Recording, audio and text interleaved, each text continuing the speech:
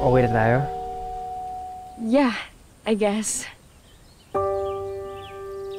Hailey. May tatanong pala sana ako sa'yo.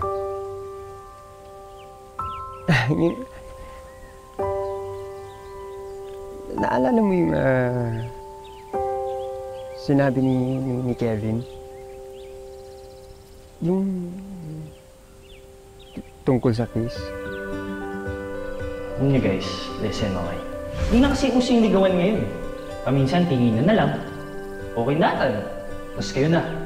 O yung iba nga, bigla na lang maghahalikan. Sa kanila na-realize na mahal pala nila yung isa't isa. Why? What about it?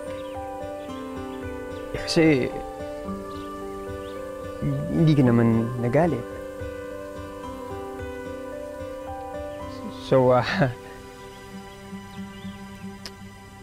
ibig sabihin ba niyan? Ano? Ayoko naman pangunahan ka. Pero, ibig sabihin ba niyan?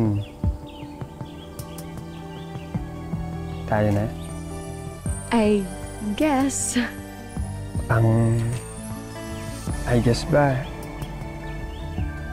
Yes na rin? Yes.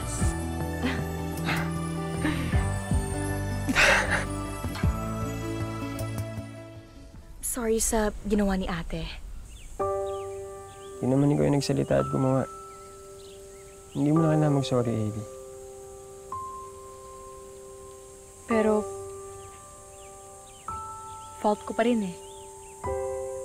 Kasi dinamay pa kita. Masakit talaga magsalita ang ate mo. Medyo iba ang ugali. Pero alam mo, hindi ko pinagsisisihan na tinulungan kita.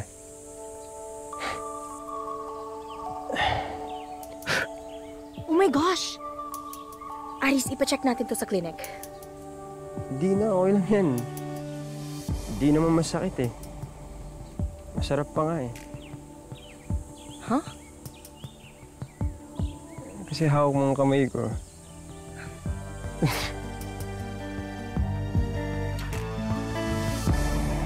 Pero, thank you talaga, Aris, ah. Hindi, okay lang yun.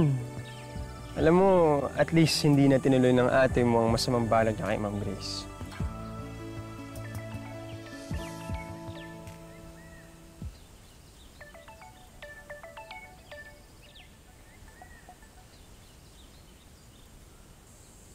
Jenny?